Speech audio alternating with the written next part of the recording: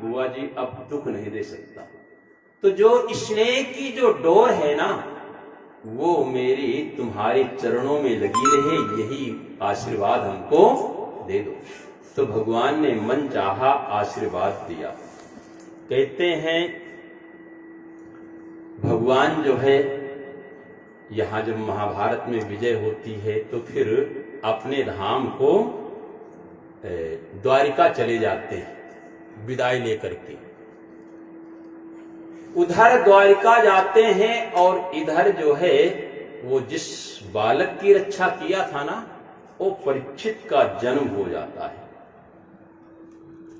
परीक्षित जी का जन्म हो जाता है।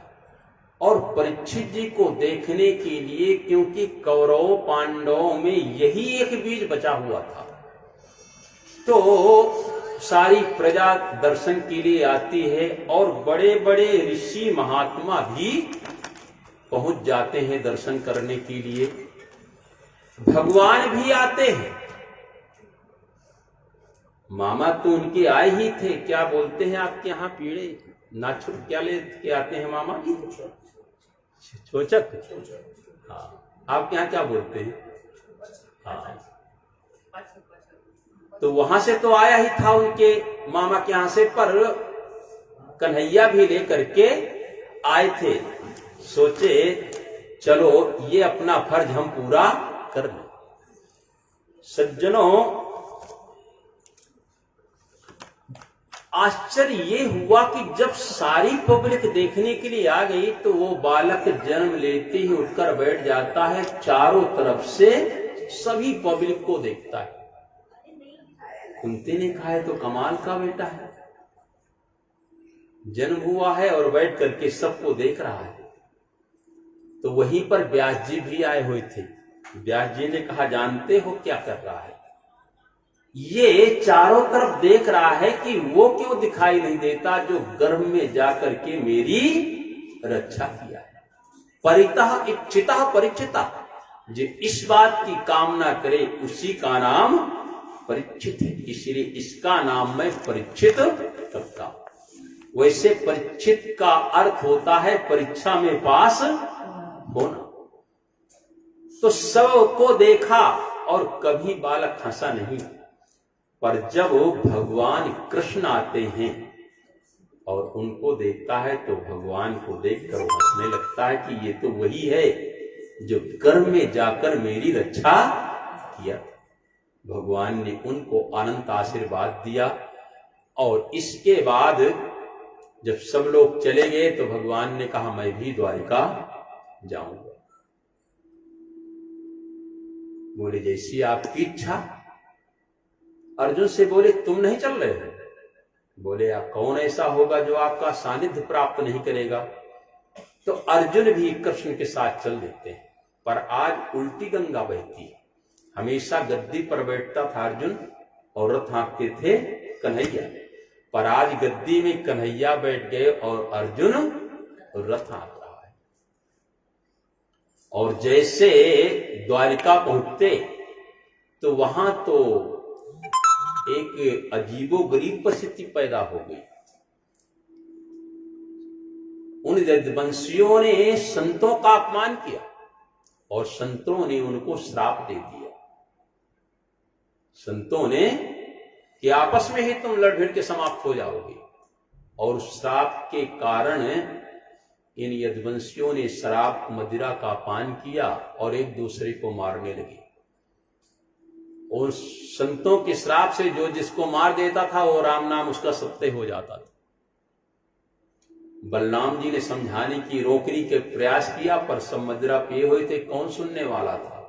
बलराम जी की जब नहीं सुने तो बलराम जी तुरंत समुद्र में प्रवेश कर जाते हैं, शेष नाम का रूप धारण करके अपने धाम को चले जाते हैं।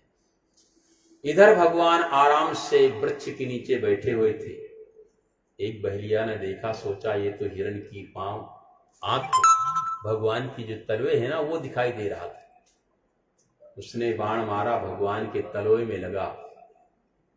जब बहेलिया आया तो चरणों में गिर गया, बहुत बड़ी गलती हुई। बोले कोई बात नहीं, ये भी मेरी इच्छा से हुआ है। उस बहेलिया को लेकर भगवान अपने धाम को और जाते जाते कह गए कि दो 4 20 25 26 लोग बचे थे।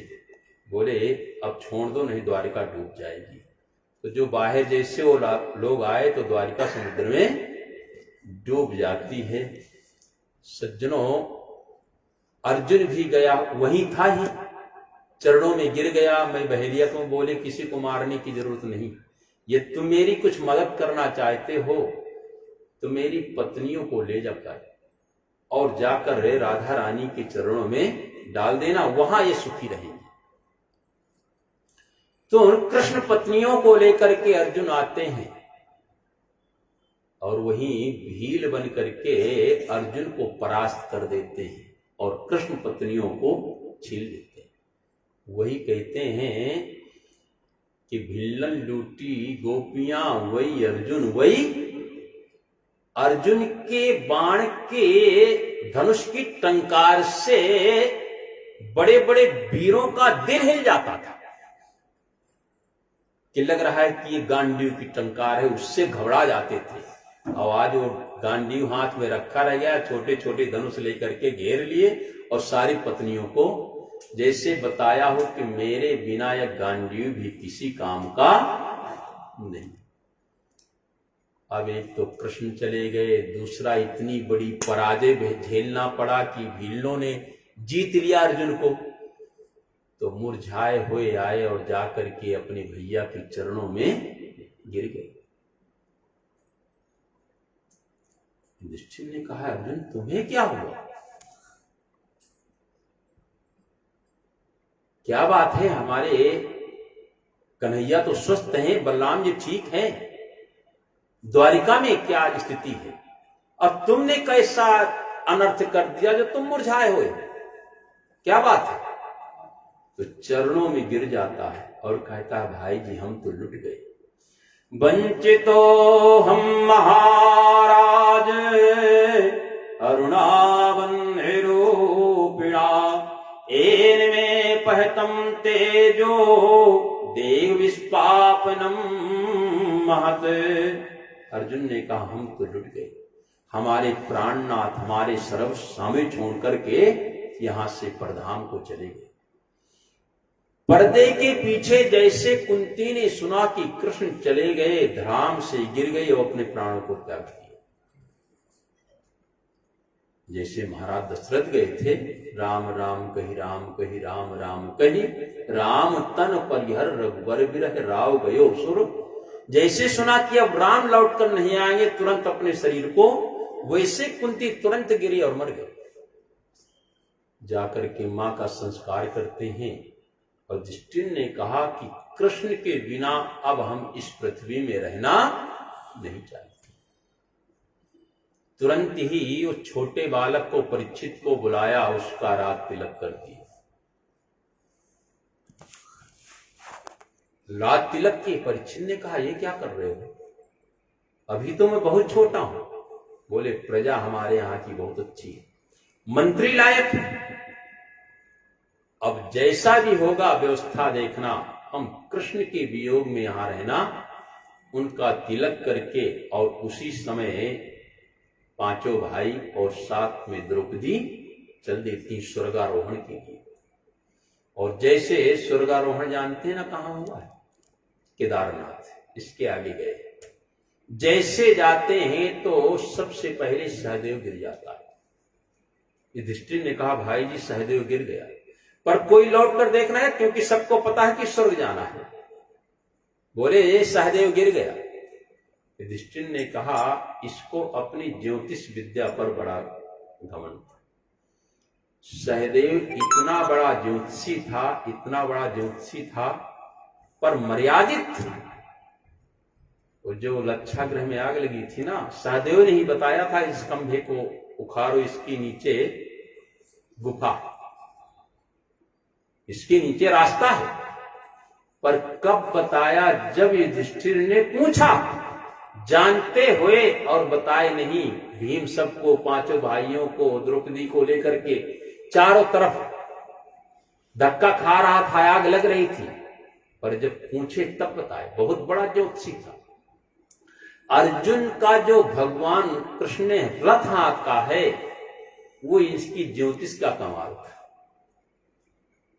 इनकी ज्योतिष का कमाल था जो उनको रथ हाँकना पड़ा। असल में क्या हुआ, एक बार ये चल दिए कुछ काम से, तो सामने योगिनी थी। हमारे पंडित जानते हैं, जो ज्योतिषी लोग हैं उनको पता होता है कि योगिनी होती है। तो 60,000 योगिनी 64,000 खड़ी हो गई।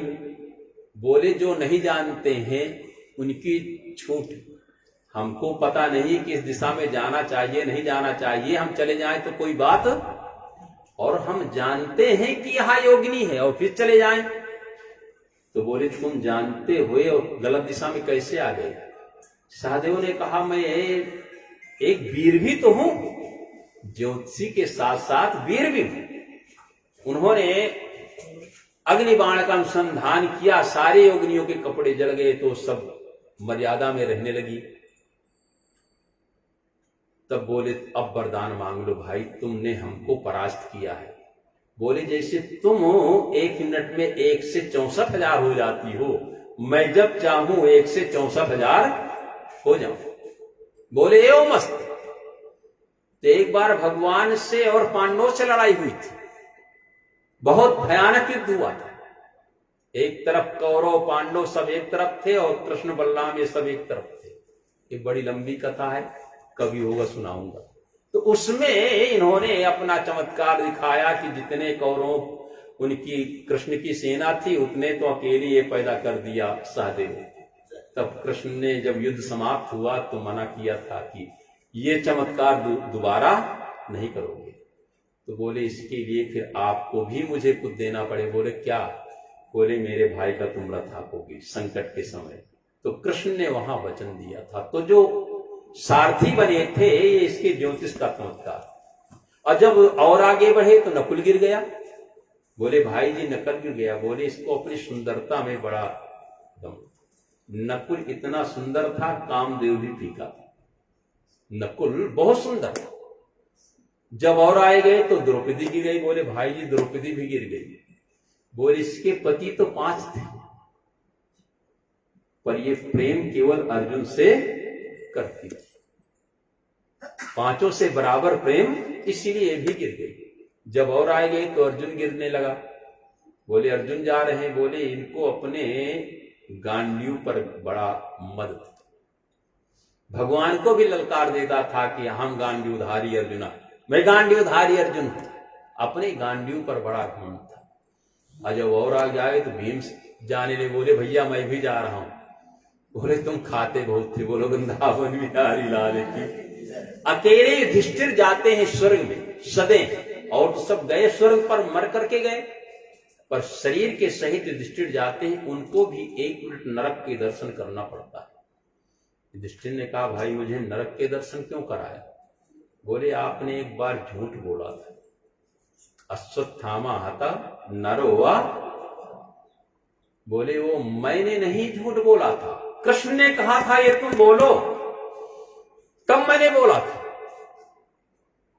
तो वही कृष्ण प्रकट हो जाते हैं। बोले मैंने कब कहा कि तुम झूठ बोलो? तुमने तो स्वयं बोला। मैंने तो इतना कहा था अश्वत्थामा हता, अश्वत्थामा मारा गया।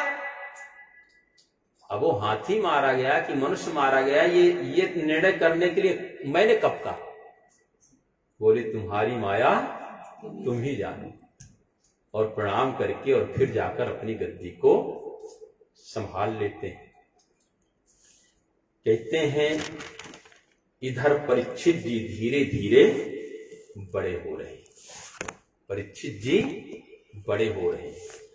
और कहते हैं जब 50 हो जाता है तो 50 के बाद गणना करो तो 1 लग जाता है। 51 × 1 लग जाता है। 50 के बाद फिर थोड़ी थोड़ी भगवान के भजन की तैयारी करना चाहिए, क्योंकि वो मन लग जाता है। 50 तक का जीवन तो बढ़िया है, और इसके बाद का जो है ना तो फिर घसीटने वाला जीवन रह जाता है। बोलो फिर आदमी को भजन जरूर करना चाहिए। इधर ये भी बड़े हो रहे हैं तो सोचने लगे कि हमें भी थोड़ा भजन करना चाहिए। तो परीक्षित जी के राज में गाय दूहना नहीं पड़ता, दोहनी लेकर पहुंच जाते थे। जितना तुम्हें दूध चाहिए उतना दूध गाय दे देती थी। खेती को जोतना नहीं पड़ता था, जाओ और जितना इच्छा हो तुम्हारे, जितना चाहिए उतना काट करके ले आओ। इतना सुंदर राज किया था। पर उनका भी हुआ कि अब एज हो रही है, भजन करना चाहिए। तो एक बार वो चले जाते हैं जंगल में शिकार खेलने के लिए। आइए एक भजन की आई कथा सुनाऊंगा। बोलो वृंदावन बिहारी लाल। अरे सबके संकट दूर करेंगे, सबके संकट दूर करेंगे, बरसाने वाले बजाओ बजाओ बजाओ राधा नाम के गाने, बजाओ राधा नाम के गाने, बजाओ राधा नाम के गाने, बजाओ राधा नाम के गाने। ये ताली की ताली है, ये ताली की ताली है, बस बाकी है सब गाने।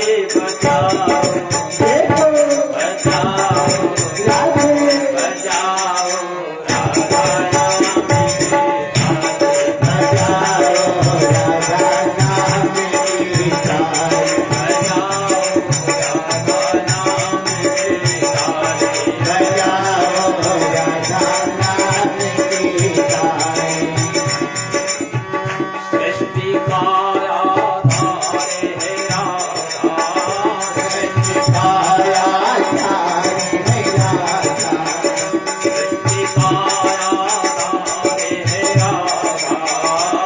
सृष्टि का आधार है राधा, सृष्टि का आधार है राधा। करुणामयी सरकार है राधा, करुणामयी सरकार है राधा। राधा नाम है जिसने ध्याया, राधा नाम है जिसने ध्याया, उसने भी कृपा पाई। बजाओ बजाओ बजाओ राधा नाम के गाने, बजाओ राधा नाम के गाने। सबके संकट दूर करेंगे, सबके संकट दूर करेंगे, बरसाने वाले बजाओ बजाओ बजाओ राधा नाम के गाने,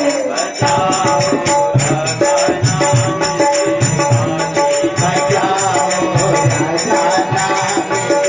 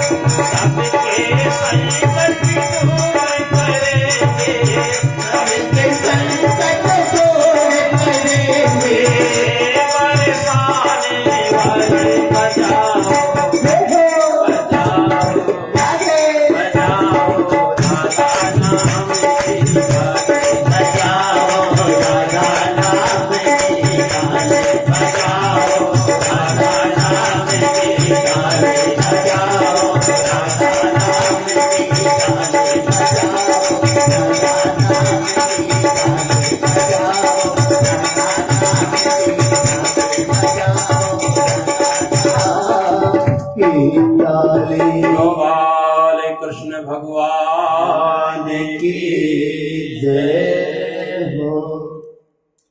परीक्षित जी जाते हैं जंगल में,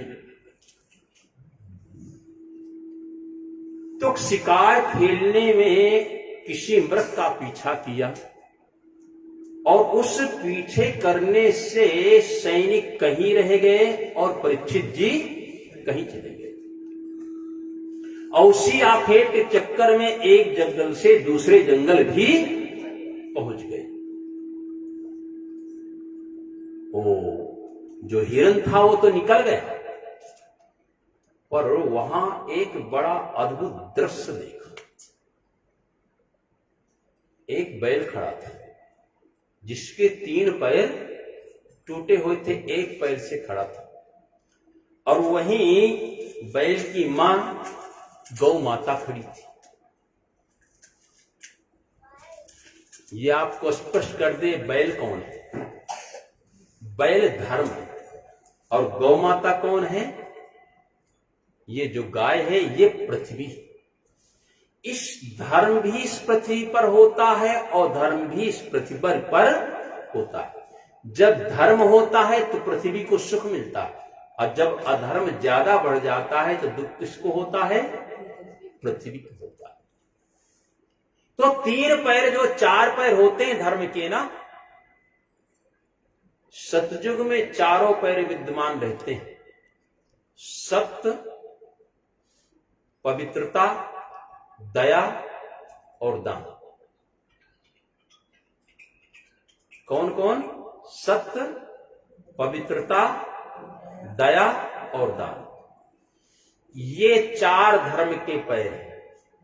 जो हम पूजा पाठ करते हैं ये तो हमारे कर्म है, ये हमारे कर्म है। तपस्या भी करता है, ये भी कर्म है।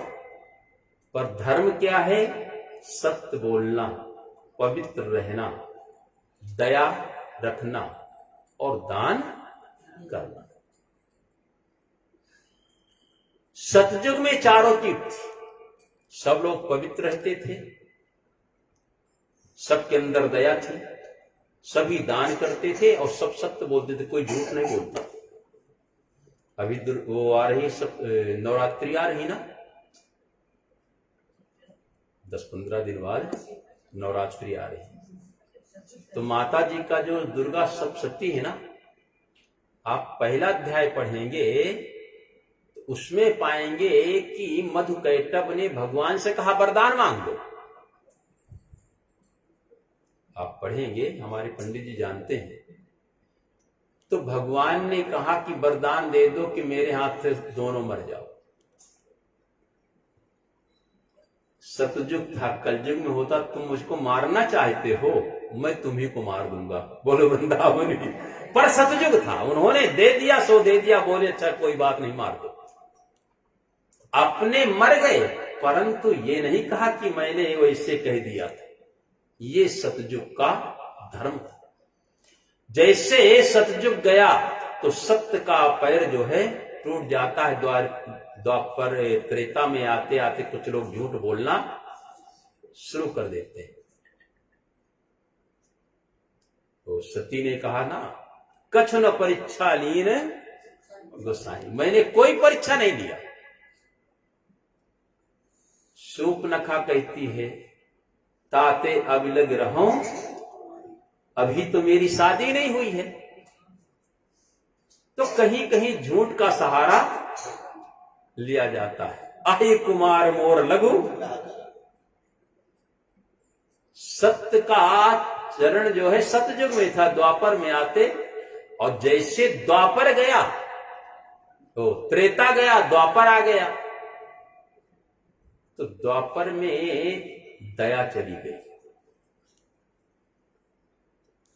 हमारा काम कर जाए तो, कोई मर जाए तो कोई चिंता नहीं है, काम होना चाहिए, काम होना चाहिए। द्वापर में इतना चालू हो गया, दया नहीं रह गई।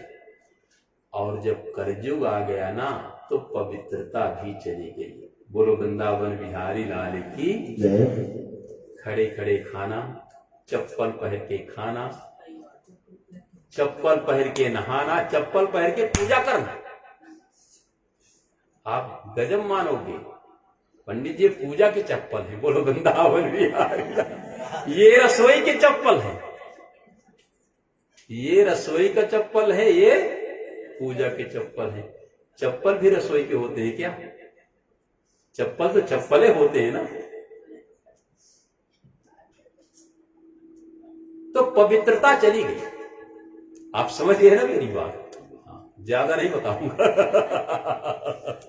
नहीं कहेंगे पंडित जी कल से कथा ही नहीं करना। बोलो वृंदावन बिहारी लाल की। कलयुग में एक चरण रह गया है, कौन सा? दान। कलयुग में एक चरण है दान का, और कलयुग में प्रत्येक व्यक्ति दान देता है, क्योंकि ये चरण विद्यमान है। हम देना नहीं चाहते, हमारी इच्छा देने की नहीं है, और फिर भी कॉलोनी के सम्मानित 10-20 लोग आ जाएं और बोले भैया हम तो यहाँ गणेश जी बैठाए हैं, आपको तो देना पड़ेगा। तो हम देना नहीं चाहते, फिर भी जो कॉलोनी के प्रतिष्ठित लोग आएंगे उनका मुख देख करके हम देंगे, वापस नहीं उन्हें करेंगे।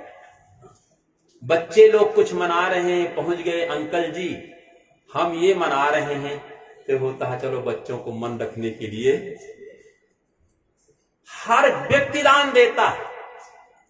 कलयुग में हर व्यक्ति दान देता है, कोई ऐसा नहीं है, हम चाहें या न चाहें पर हम दान देंगे, क्योंकि ये चरण धर्म का है।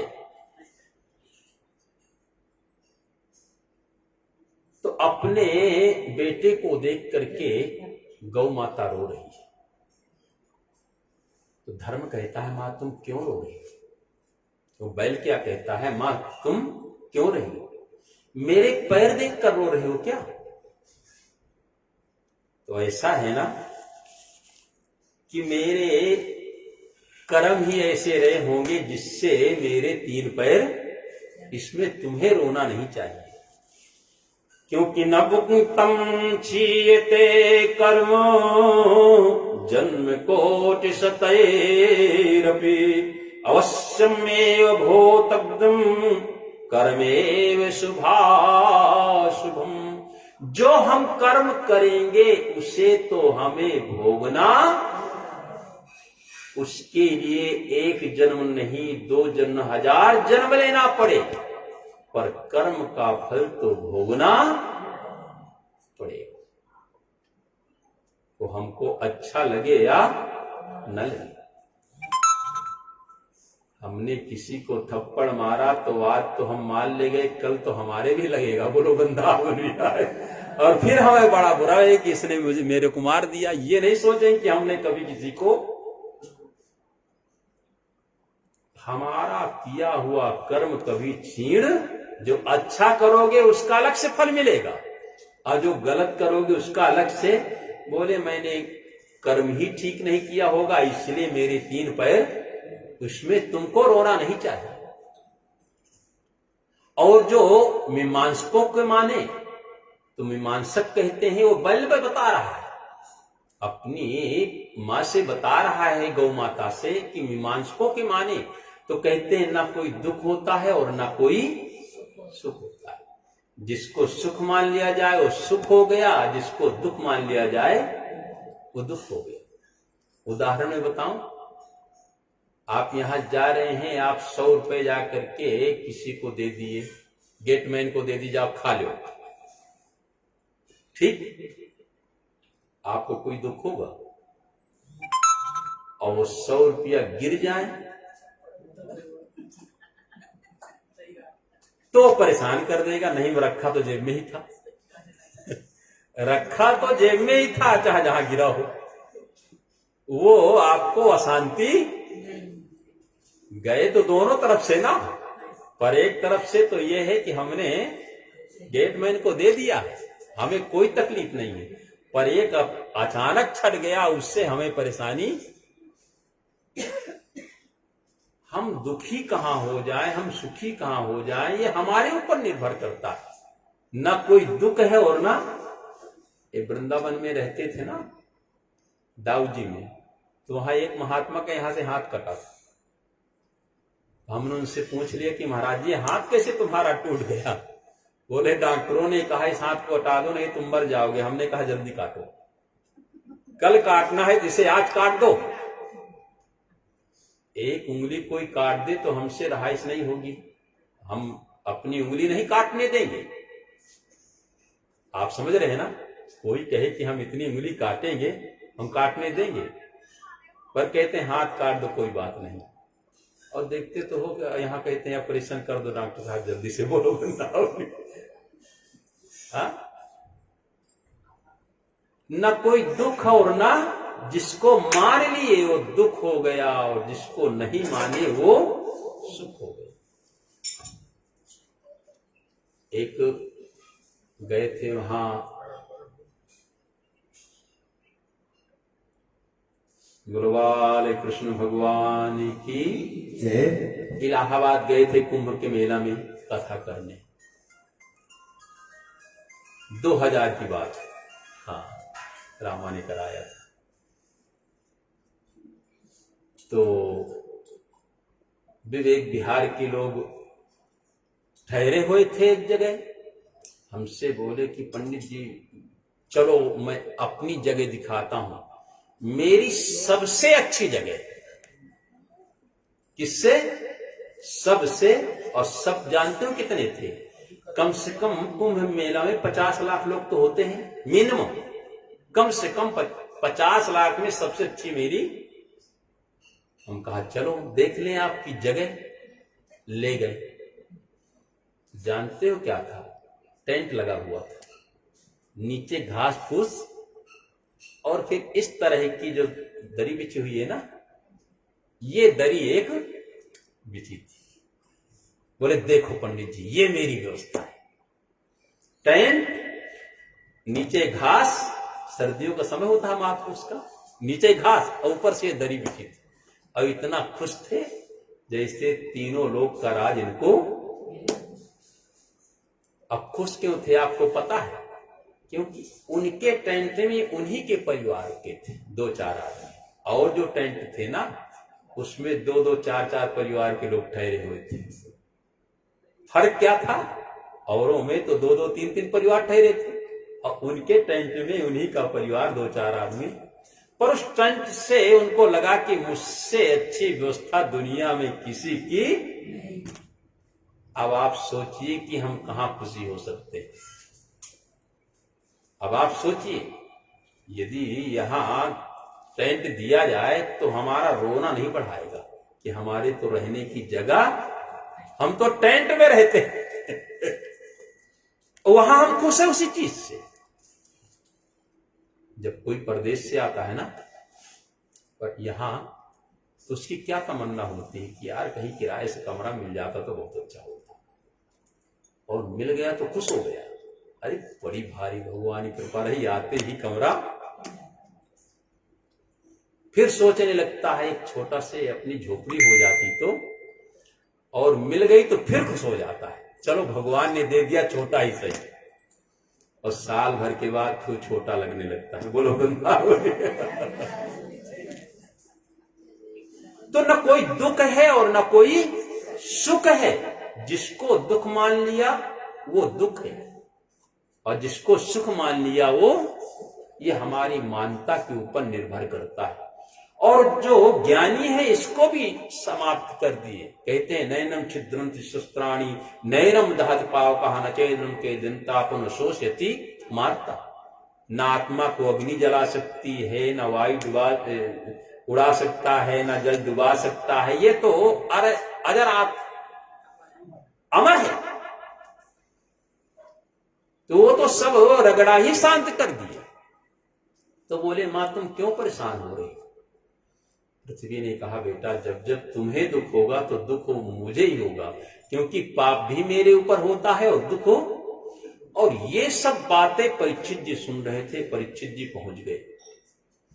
बोले ये बताओ कि मेरे राज में किसकी हिम्मत हो गई जो तुम्हारे 3 पैर काट दिए?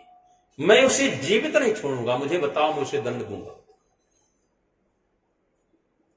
उस बैल ने कहा महाराज मैं क्या बताऊं, मैं पहले ही बताया मां से कि मेरे कर्म ही होंगे, तो ये पैर टूट गए, मैं इसमें दोषी किसको मानूं? मेरे कर्म ठीक नहीं थे इसलिए टूट गए। परीक्षित जी ने कहा देखो नहीं बता रहे हो कोई बात नहीं, पर मुझे पता चल जाएगा तो उस व्यक्ति को मैं दंड जरूर दूंगा। और उनको लगा कि ये कोई साधारण बैल और साधारण गौ नहीं। उनको लगा कितनी बड़ी बड़ी बातें कर रहे हैं, इसका मतलब है स्वयं धर्म के अवतार होंगे। उन्होंने प्रणाम किया और चल दिया वहां से कि मुझे पता चलेगा तो मैं उसे दंड दूंगा। और जैसे चलने लगे तो एक काला काला पुरुष बड़ी बड़ी मूछें वाला पहुंच गया लट लेकर के, और जो एक पैर बचा था ना उस पैर में बरसाना। ये कौन है? एक कलयुग है। कलयुग नहीं चाहता कि वो भी पैर रहे। एक पैर बचा हुआ दान का ना, कलयुग उसको भी रखना नहीं चाहता। आप कोई काम अच्छा करिए तो उसमें विघ्न डालने वाले बहुत पहुंच जाएंगे। ये वो वृंदावन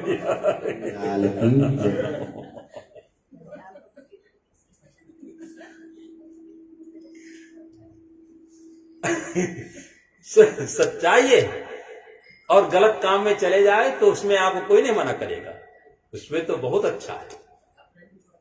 तो कलयुग नहीं चाहता कि कोई भी काम अच्छा, इसलिए उस पैर को तोड़ने लगा। परीक्षित जी ने देखा तो क्रोध से लाल हो गए, उन्होंने तुरंत बाण अनुसंधान किया मारने के लिए।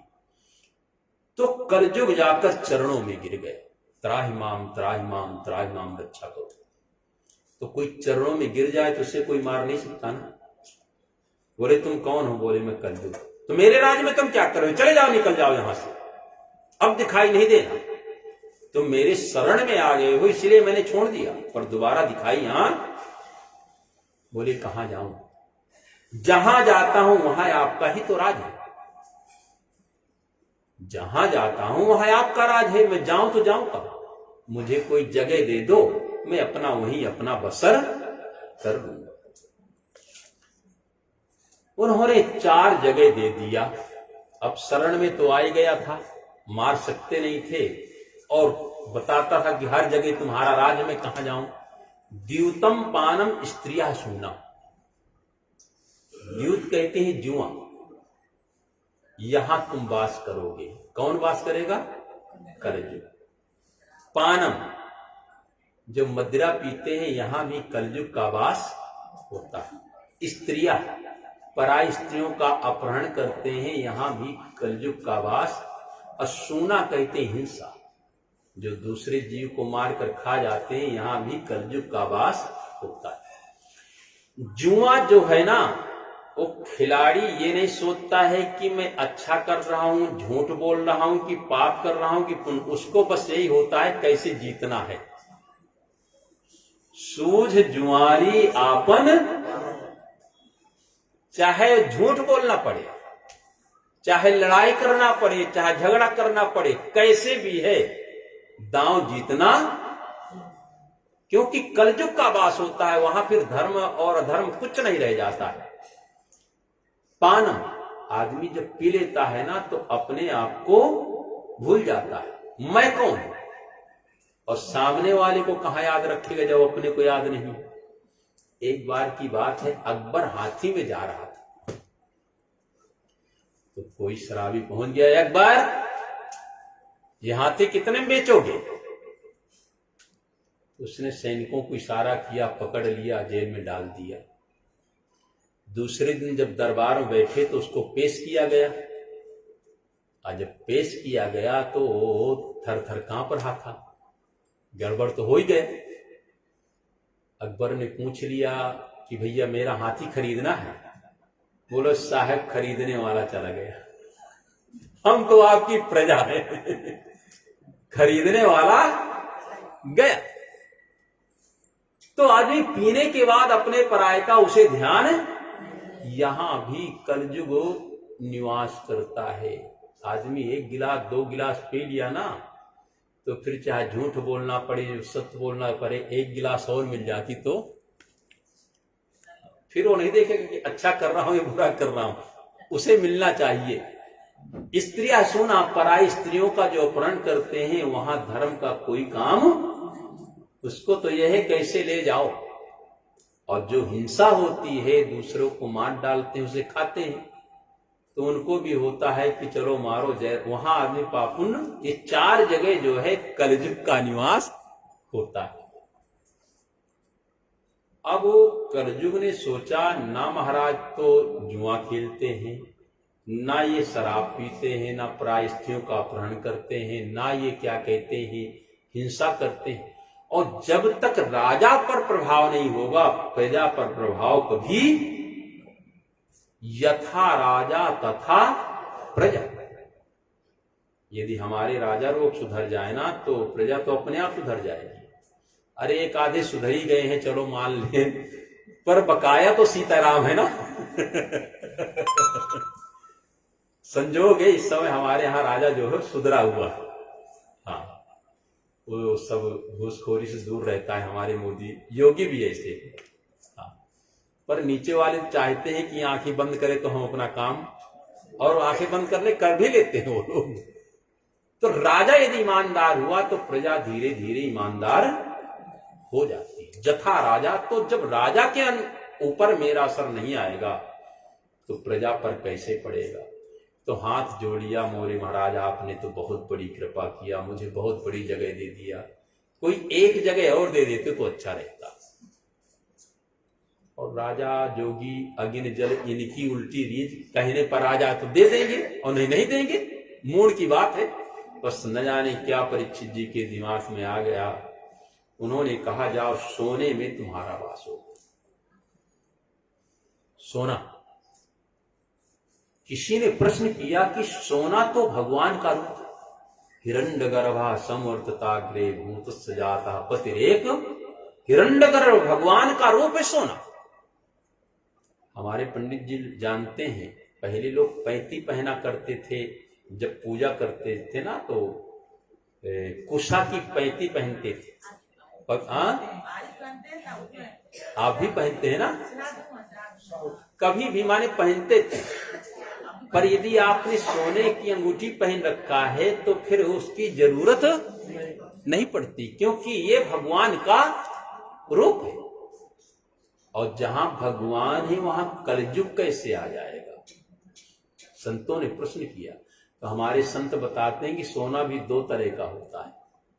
एक तो लोग परिश्रम करके बनवाते हैं और एक उनको भी सोना मिल जाता है। आप चले जा रहे हैं, वो मोटरसाइकिल से चैने खींच लिए आपकी काने से खींच लिए, सोना तो उनको भी मिल गया ना। तो जो ईमानदारी का सोना होता है उसमें तो भगवान विष्णु का वास होता है। उसको पहन लोगे तो आपको शांति मिलेगी, सुख मिलेगा, क्योंकि भगवान विष्णु आपके ऐसे लोग पहनते थे। और चोरी का, कपट का, है ना, बंटवारा में भाइयों से ले लिए आप समझ रहे, कई तरह से। ये नहीं समझो कि हमारे घर में ईमानदारी का है चार आदमियों का, हम सोचते हैं कि हम क्यों दे, हमारे हो जाए। वो हुक्का लेके बैठ गए तो वो तो कलयुग का काम करेगा ना। ईमानदारी का जो सोना है, जो हमारे हक का है, उसको पहनोगे, उसको रखोगे तो समझो भगवान का वास है, वो तुम्हें सुख और शांति। और जहां बेईमानी का हो शुरू हो जाएगा वहीं से अशांति। तो सोने का मुकुट पहने हुए थे परीक्षित जी, उसी में समा गया। किसी ने प्रश्न कर लिया कि ये मुकुट क्या बेईमानी का था क्या? तो हमारे संत लोग बताते थे कि ईमानदारी का नहीं था। जब जरासंध से युद्ध हुआ था भीम का ना, तो जरासंध को मार करके उसके बेटे को राजा बना दिया। भीम अर्जुन जो है उसके बेटे को रात तिलक कर दिया, पर उसका मुकुट ले आए थे। ये तो बेईमानी किए थे ना, था तो उसके बेटे को दे देते। और आज संजोग से परीक्षित उसी मुकुट को, और इसीलिए कलयुग पा गया और आकर हृदय में जैसे हृदय में विराजमान हो गया तो फिर वो ये सबसे पहले अभिमान लाता है। गया आश्रम में समीक मुनि का आश्रम था, तो वहीं नीचे गंगा जी बह रही थी। चाहते तो गंगा जी में पानी पी लेते, ठीक है ना, आश्रम गए थे वहां भी पी सकते थे, पर वो तो कलयुग बैठा था ना, मैं राजा तो मुझे तो सम्मान। बोले महात्मा जी पानी पिलाओ, मैं परीक्षित बोल रहा हूं। और महात्मा जी समाधि में पहुंचे हुए थे। जब समाधि लग जाती है तो बाहर का उन्हें कुछ भान रहता ही नहीं है। दो एक बार पानी मांगे तो उनको लगा ये मुझे ढोंग दिखा रहा कि बड़ा भारी महात्मा हूं, है ना, ये मुझे दिखाना चाहता मैं महात्मा, और ये नहीं जानता मैं परीक्षित राजा हूं। वही एक मरा सर्प पड़ा था और गले में लपेट दिया, वहां से चला गया। जब घर पहुंचा उस मुकुट को उतार के रखा तो दिमाग चकरा गया, अरे मैं आज इतनी बड़ी गलती कैसे कर दिया, महात्मा के गले में मैंने नांग डाल दिया। अब तो रात हो गई, सुबह पहर जाऊंगा उनके चरणों में सर रख दूंगा। वहां पछताने लगे। इधर जो है समीप का जो बेटा श्रृंगी था ना, वो आया स्नान करके तो देखा पिता के गले में मरा हुआ सांप। पूछा मेरे पिता के गले में किसने डाला? तो छोटे छोटे बच्चे बताएं कि एक आया था और कह रहा था मैं परीक्षित हूं, राजा बोल रहा हूं। बोले परीक्षित को इतना बड़ा हिमान, मेरे निर्दोष पिता के गले में सांप डाल दिया जो समाधि में बैठे हुए हैं, जिन्हें अपने शरीर का होश ही नहीं है। वहीं से जाकर गंगा जल लाते हैं, हाथ में लेते हैं और कहते हैं जिस नांग को तुमने मेरे पिता के गले में डाला, मैं श्राप देता हूं कि इसका पूर्व तक्षक तुमको 7वें दिन डसेगा, उसी में तुम्हारी मृत्यु हो जाएगी। बाघ बज्जा विष सर्जा, कहते हैं विष रूपी बाण को चला दिया। बाद में जब संगीत की समाधि टूटी तो देखा गले में सर्प।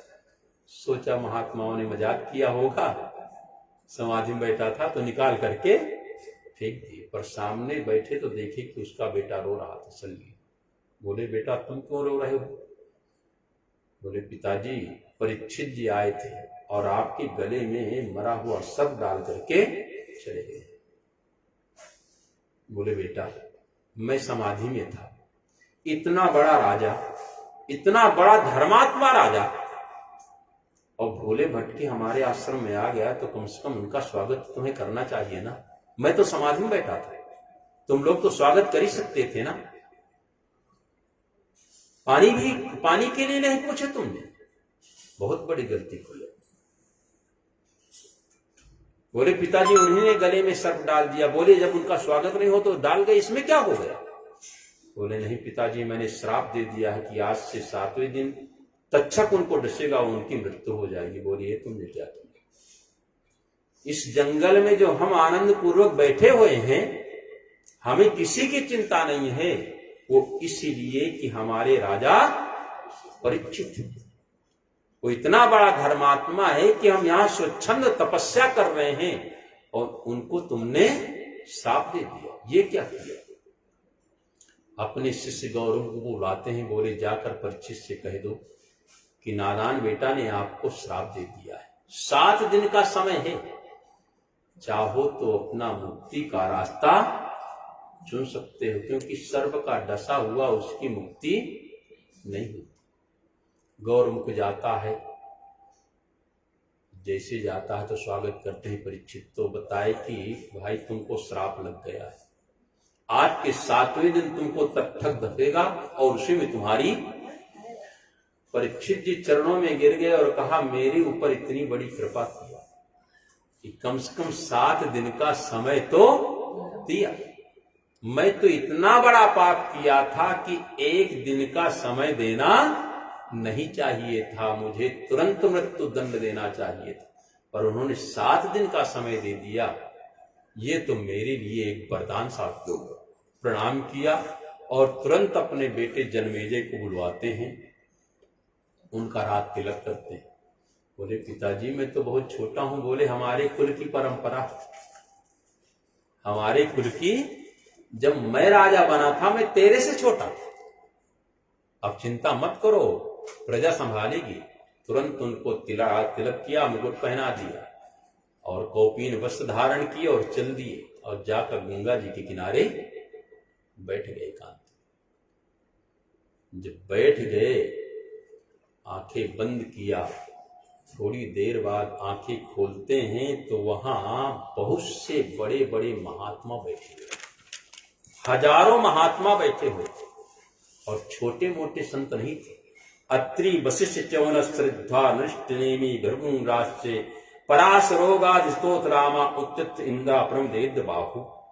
अत्रि वशिष्ठ बैठे हुए थे, च्यवन ऋषि बैठे, सरिद्वान ऋषि बैठे हुए थे, अष्टनेमी, भृगु, अंगिरा, पराशर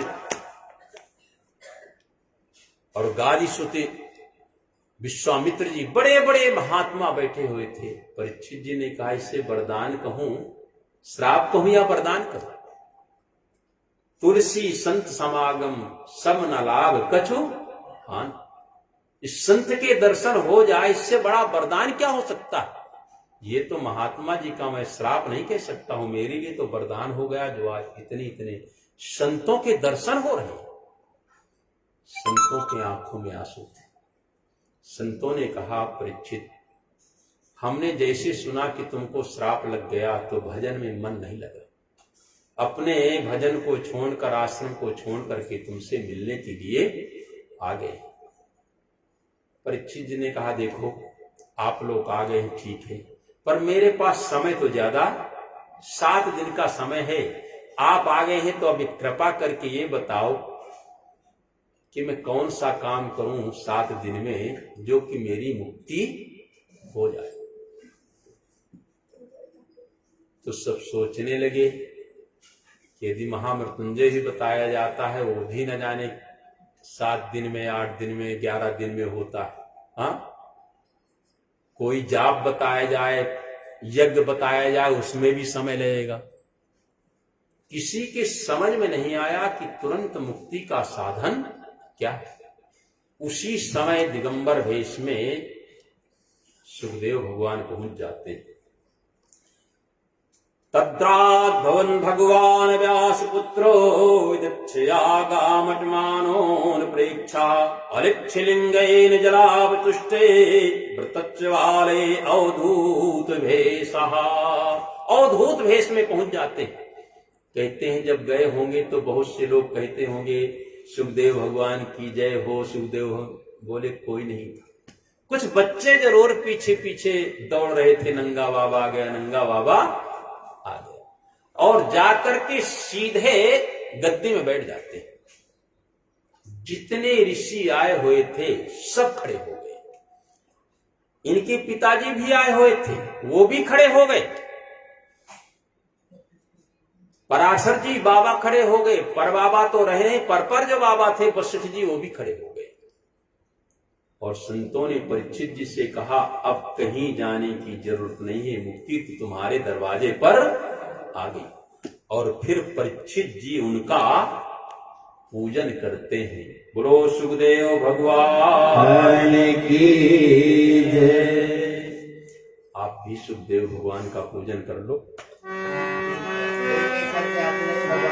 हरे हरि नाम सुनाने वाले, गोविंद नाम सुनाने वाले, तुमको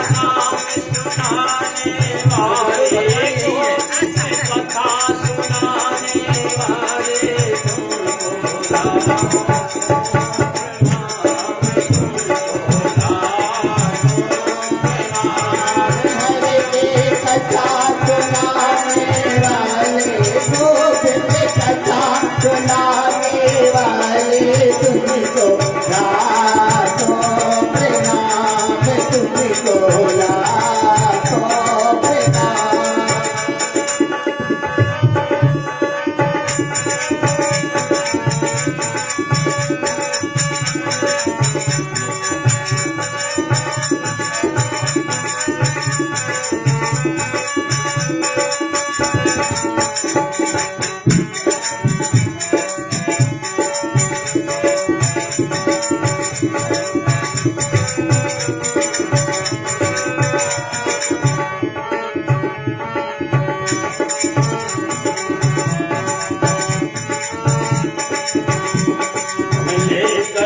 विष का प्याला रहे थे मन के पाला, हम लेकर विष का प्याला जा रहे थे हम के पाला, लेकर विष का प्याला जा रहे थे हम के पाला, हम लेकर विष का प्याला जा रहे थे हम के पाला, सुधा पिलाने वाले गोविंद कथा सुनाने वाले राम को प्रणाम।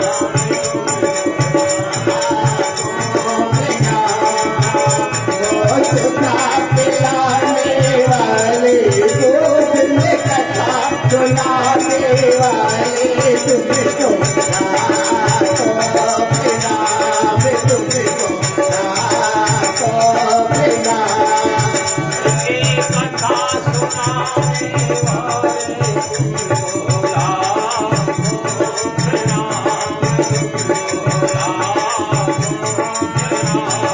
घर की कथा सुनाने वाले तुमको लाखो प्रणाम, तुमको लाखो प्रणाम। देखो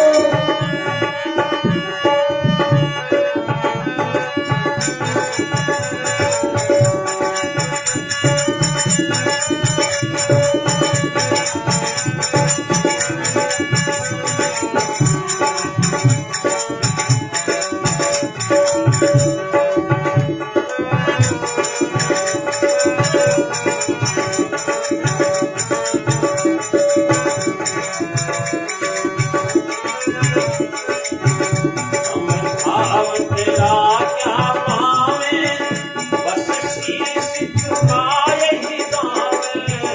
हम भाव तेरा क्या पावे, बस शीश झुकाए ही जावे। भाव तेरा क्या पावे, बस शीश झुकाए ही गावे। हम भाव तेरा क्या पावे, बस शीश झुकाए ही जावे। प्रेम लुटाने वाले तुमको राम को प्रणाम, तुमको राम को प्रणाम।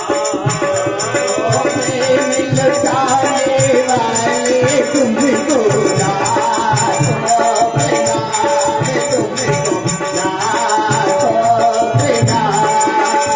गाना सुनाने वाले गोविंद कथा सुनाने वाले तुमको राम को प्रणाम, तुमको राम को प्रणाम। हरि का नाम सुनाने वाले गोविंद कथा सुनाने वाले तुमको लाखो प्रणाम, तुमको लाखो प्रणाम।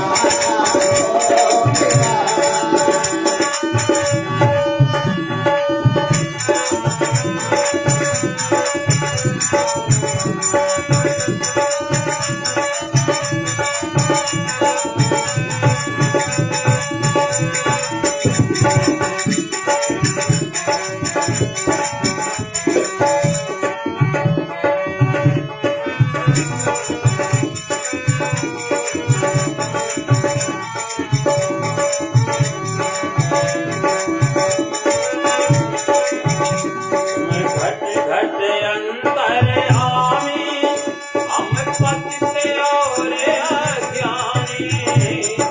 घट घट अंतर्यामी, हम पतित और ज्ञानी। घट घट अंतर्यामी, हम पतित और अज्ञानी। तुम घट घट अंतर्यामी, हम पतित और ज्ञानी। कृष्ण मिलाने वाले तुमको राम को प्रणाम।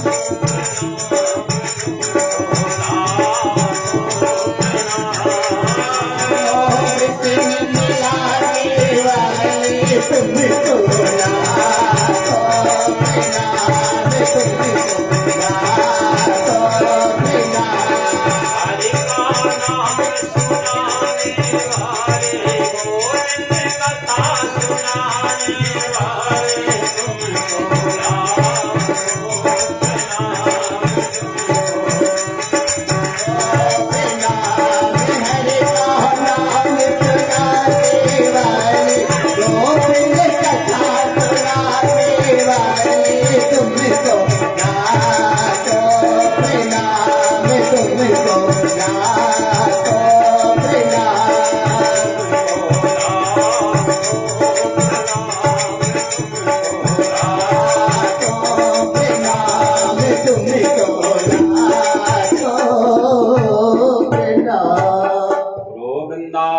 वृंदावन बिहारी लाल की जय जय जय श्री श्री राधे। कल बड़ी सुंदर सुंदर कथा सुनने को मिलेगी, है ना। भरत जी का चरित्र, ध्रुव जी का चरित्र, प्रहलाद जी का चरित्र, और जो भी होगी तो समय से लोग आएंगे तो बड़ी सुंदर कथा सुनने को मिलेगी। बोलो वृंदावन बिहारी लाल की जय जय जय श्री राधे श्याम। एक भजन सुना दो कि आरती, है ना।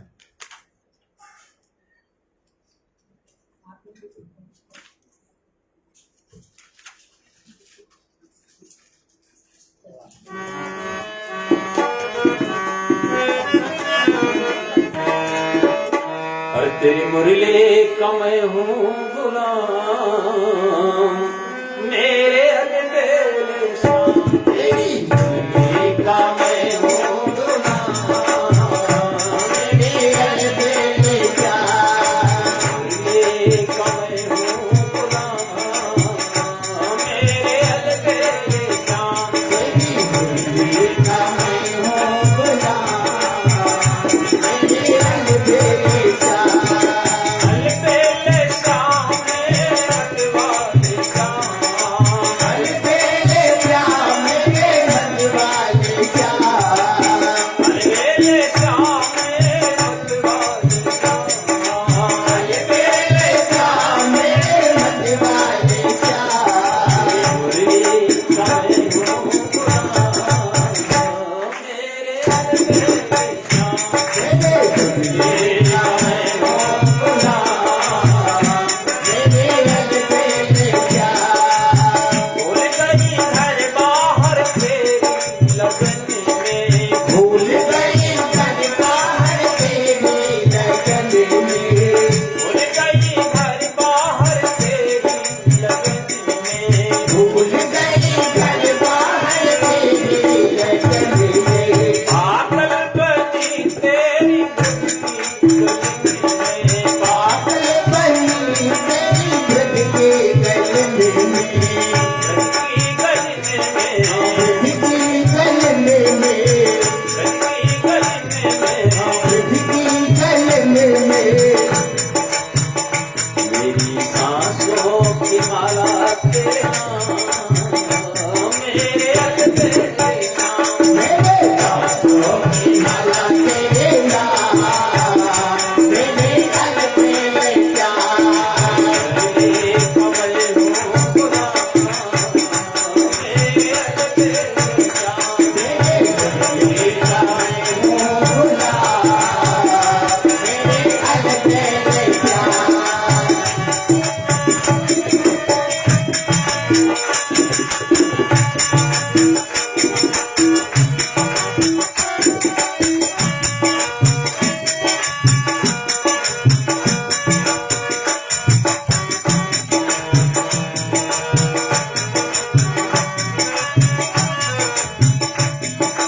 जब से लड़ी निकोड़ी तुम संग अखियाँ, जब से लड़े निगोरे तुम संगे अखियाँ।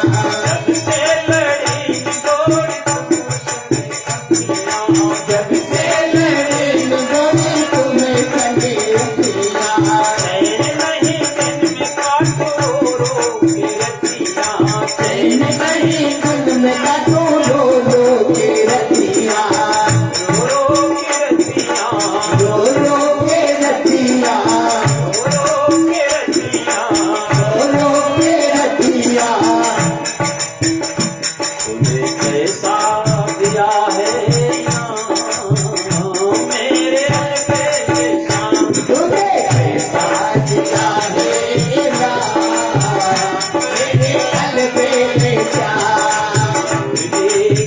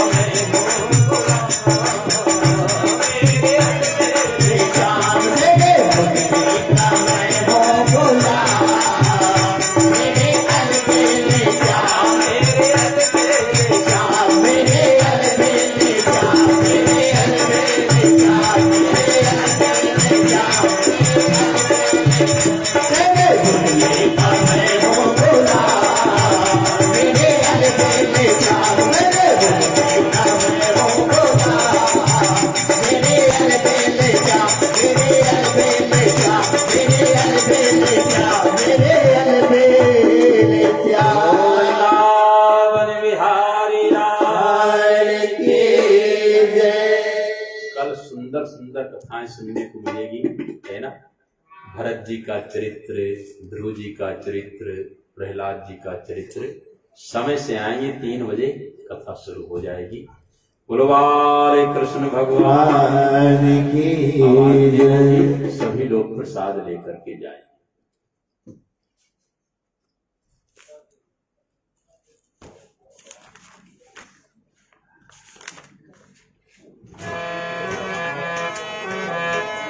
भागवत भगवान की है आरती, पापियों को पाप से है तारती। भागवत भगवान की है आरती, पापियों को पाप से है तारती। भागवत भगवान की है आरती, पापियों को पाप से है तारती। भागवत भगवान की है आरती, पापियों को पाप से है तारती। यह अमर ग्रंथ, यह मुक्त पंथ, यह पंचम वेद निराला है। नवज्योति जगाने वाला है, नवज्योति जगाने वाला है, नवज्योति जगाने वाला है। नवज्योति जगाने वाला है। हरि ध्यान यही, हरि नाम यही, हरि ज्ञान यही, हरि नाम यही। मधुसूदन की आरती, पापियों को पाप से है तारती। भागवत भगवान की है आरती, पापियों को पाप से है तारती। भागवत भगवान की है आरती, पापियों को पाप से है तारती। भागवत भगवान की है आरती, पापियों को पाप से है तारती। यह सात्विक पावन पुनीत, पापों को मिटाने वाला है। हरि तरस कराने वाला तरस कराने वाला है, यह सुख करनी, यह दुख हरनी, यह दुख करने, यह दुख हरने, यह सुख करनी, यह दुख हरनी। यह दुख करने, यह दुख हरने।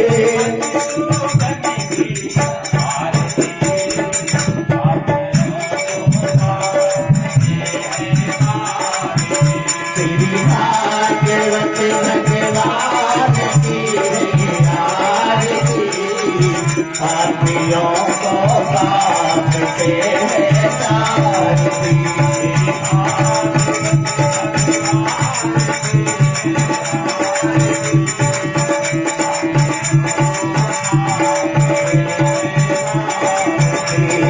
भागवत भगवान की है आरती, पापियों को पाप से है तारती।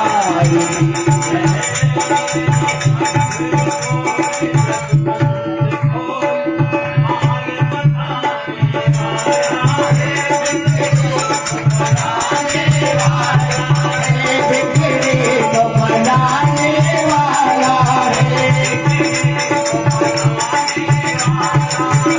बिगड़ी को मनाने वाला है। राम रहे, घनश्याम रहे,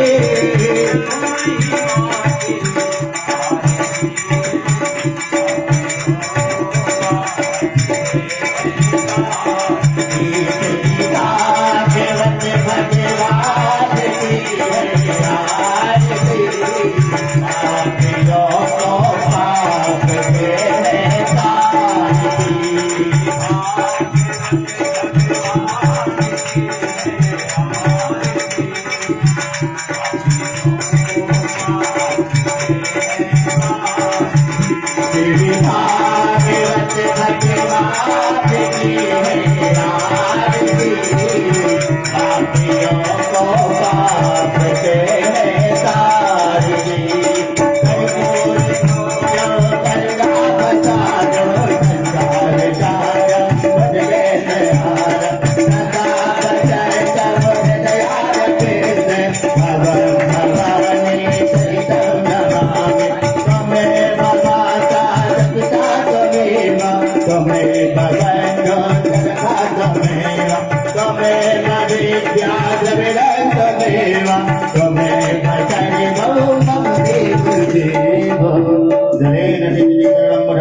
आयुराभिवन्दनम् आरोग्यार्थयातमाभिवन्दनम् पात्रमध्यस्थितम् तोयम् भ्रामितम् श्रीमद्भागवतोपरि अग्गलगनम् मनुष्याणाम् शरवम् पापम् व्यपोहति आरार्तिकम् समर्पयामि गृह्णामि च हस्तौ वृक्षाल्य मन्त्रपटपाञ्जले हरिः ॐ जगन्नाथाय जयदेव स्वामिधर्माणि प्रथमान्याय देहनागम् महिमानः स्वजन्मयपूर्वे साध्याः सन्ति देवाः